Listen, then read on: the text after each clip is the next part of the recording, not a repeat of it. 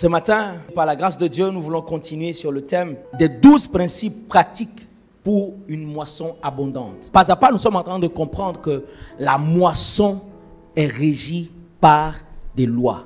Plusieurs désirent moissonner en abondance, mais très peu obéissent aux lois de la moisson. Lorsque nous parlons de loi, la loi n'agit pas en fonction du fait que nous soyons croyants ou non. La loi agit en faveur de celui qui sait l'appliquer et agit contre la personne qui l'ignore. Lorsque Dieu nous parle de moisson, de la saison de la moisson abondante, Dieu nous parle de cette saison où nous devons faire de nouveaux disciples.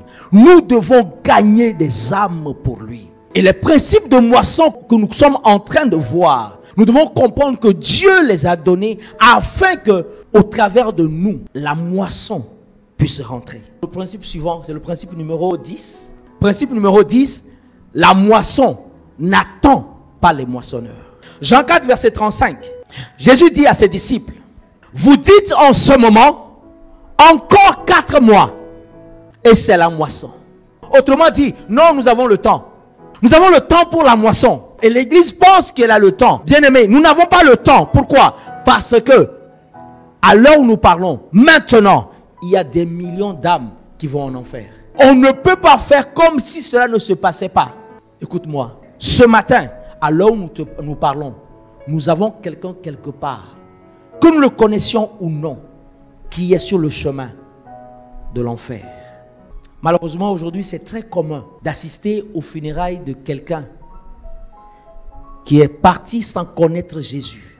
Et on fait une grande fête. Et pendant qu'on mange et qu'on boit, on ne se pose pas la question si cette âme a rejoint la présence de Dieu ou elle est partie pour la damnation éternelle. Bien-aimés, nous qui avons des parents en vie, des frères et sœurs qui ne connaissent pas le Seigneur, nous qui avons des tantes, des oncles, des cousins, des cousines, même si nous ignorons cette réalité, ces personnes ont emprunté le chemin de la destruction éternelle. Alors arrêtons de faire semblant. Bien-aimés, nous ne voulons pas forcément voir cette réalité en face. Mais il y a des parents que nous ne verrons pas au ciel. Parce qu'ils n'y seront pas. Pourquoi ils n'y seront pas? Parce que nous ne leur avons pas prêché l'évangile. Parce que nous n'avons pas annoncé la bonne nouvelle. Lorsque Corneille a reçu l'évangile, il n'a pas choisi de se déplacer vers Pierre. Non. Il a demandé à ce que l'évangile, que le prédicateur vienne chez lui à la maison, afin que lui et toute sa maison puissent recevoir le Seigneur. Le monde a besoin des fils de Dieu. Le monde a besoin des filles de Dieu. Le monde a besoin des ouvriers moissonneurs. La moisson n'attendra pas que les moissonneurs se préparent. Quand le temps de la moisson arrive, quand le jour de la moisson arrive, les moissonneurs se mettent au travail. Avez-vous déjà observé un fermier travailler pendant le temps de la moisson? Peu importe le type de moisson, quand la saison de la récolte arrive, le moissonneur, il travaille sans relâche tous les jours. Pourquoi? Parce que la moisson ne pouvait pas attendre. Plus on passait du temps à attendre de faire la moisson, et plus on courait le risque que la moisson se perde. Lorsque le temps, la saison de la moisson est là, l'église doit courir pour la moisson, parce que la moisson n'attend pas le moissonneur. C'est maintenant que cela se passe. C'est maintenant la moisson. C'est maintenant la récolte. Combien de chrétiens, toute une année, vont à l'église ou viennent à l'église sans inviter ou prendre avec eux un membre de leur famille, un voisin de quartier, un ami qui traverse des difficultés? Si tu découvrais un trésor ce matin, toute ta famille saurait. Mais est-ce que tu réalises que Jésus est le trésor le plus inestimable d'une vie?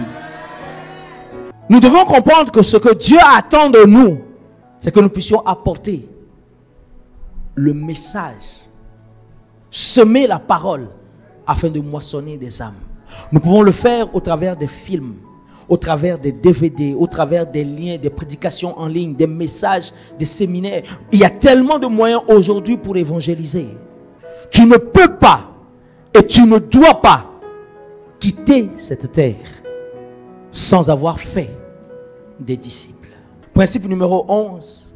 Votre fruit est la moisson. Ou alors votre récompense est la moisson. Le cultivateur, le fermier, il sait qu'au temps de la moisson, il rentrera avec des larmes de joie, avec des cris d'allégresse, même si le parcours a été difficile et pénible.